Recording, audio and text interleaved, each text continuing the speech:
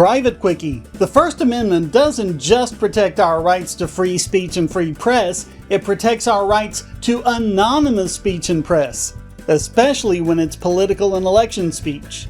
The revolution that started this country was justified and spurred on by anonymous pamphlets, most notably Common Sense. Although everyone today knows it was written by Thomas Paine, at the time it was anonymous, as were many others. After all, what they were advocating was treason. Anonymity was critical to informing others of the atrocities committed by the Crown and spreading far and wide arguments justifying the revolution and convincing others to join. If they'd had to put their real names on the pamphlets, they'd likely have been arrested and executed. And that would have had a chilling effect on others who would have done likewise. And it didn't stop after the revolution. Arguments for the Constitution were published anonymously in the Federalist Papers, although today we know the authorship, and arguments against were published by the authors of the Anti-Federalist Papers, many of whom remain anonymous to this day. The Supreme Court made this right clear in 1995 with McIntyre v. Ohio, where they struck down an Ohio statute prohibiting anonymous campaign literature. They confirmed that the First Amendment does in fact protect the right of an author to be anonymous. And not only was election literature not an exception, it was arguably the most important speech needing to be protected.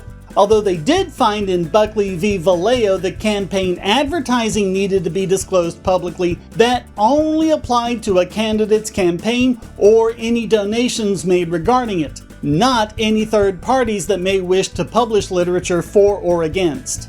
Although the statute only specified a fine of $100, the Supreme Court granted certiorari anyway, because any amount is an infringement where constitutional rights are concerned.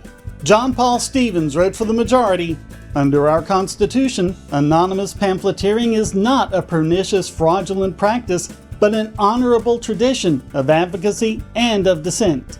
Anonymity is a shield from the tyranny of the majority. It thus exemplifies the purpose behind the Bill of Rights and of the First Amendment in particular, to protect unpopular ideas from retaliation and their ideas from suppression at the hand of an intolerant society."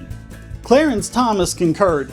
When the framers thought of the press, they did not envision the large corporate newspaper and television establishments of our modern world. Instead, they employed the term "the press" to refer to the many independent printers who circulated small newspapers or published writers' pamphlets for a fee.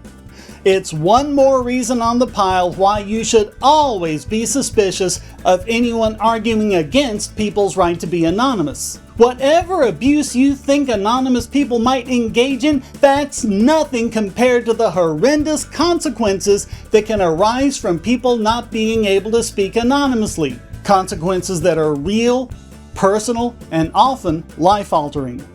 I'll let Stevens have the last word. Don't underestimate the common man. People are intelligent enough to evaluate the source of an anonymous writing. They can see it is anonymous. They know it is anonymous. They can evaluate its anonymity along with its message, as long as they are permitted, as they must be, to read that message. And then, once they have done so, it is for them to decide what is responsible, what is valuable, and what is truth.